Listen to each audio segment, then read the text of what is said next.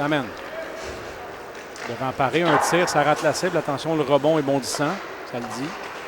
C'est une montée peut-être à 5. Oh, Brisson se défait aisément de son couvreur. C'est dangereux, Brisson pour Veilleux. Et le but! Philippe Veilleux, le compteur est à 3. Et vous allez voir l'aisance, la rapidité du capitaine Brisson qui a tout fait le travail sur cette séquence pour permettre avec... Mais là, il y a une obstruction sur Fortin. On lui a jamais laissé la chance de se relever. Ça a failli créer un surnombre.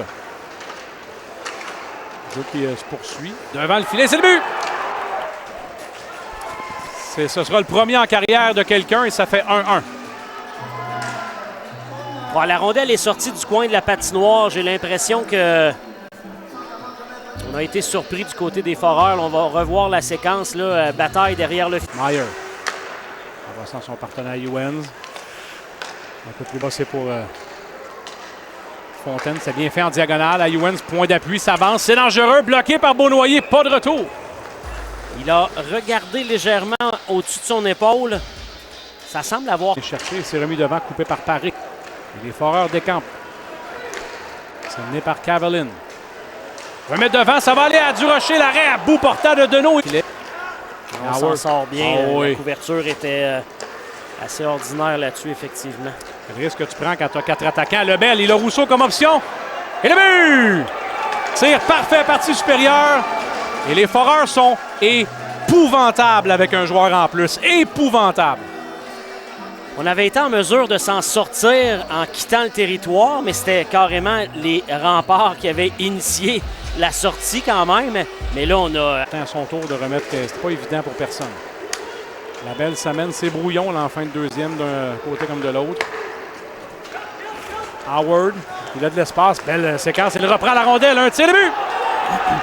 Et Ryan Howard vient faire très mal aux Foreurs en fin de deuxième.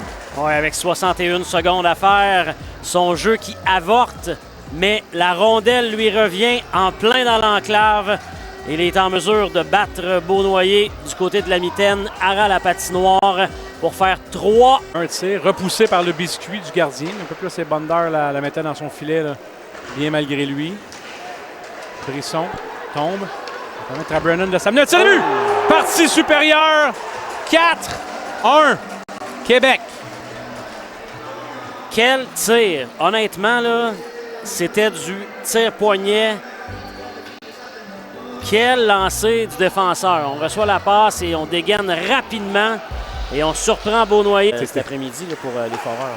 C'est moins 1 en 4 en réalité. Parce oui. que ça donne un but. Là, il y a un coude au visage de Veilleux. Je pense pas que Dagenet a fait exprès, mais ça donne ce que ça donne. Et Veilleux vient frapper à la porte. Éventuellement, Deneau l'a sous lui. Il y aura jeu de puissance Val-d'Or, mais en tout cas, avantage d'un homme, on va dire ça de même pour tout de suite. Gauchi avait véritablement vu Veilleux et même l'autre joueur des Foreurs qui... Veilleux. Apparaît. Veilleux qui s'installe au rond de mise en jeu. Il va prendre un tir, envoie ça plus bas. Et le but!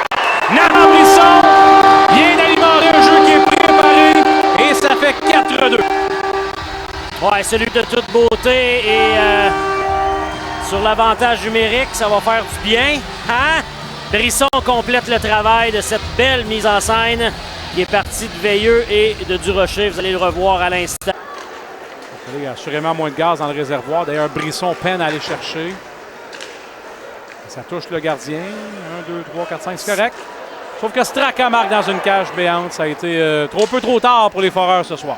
Ouais, on n'a pas été en mesure là, de prendre véritablement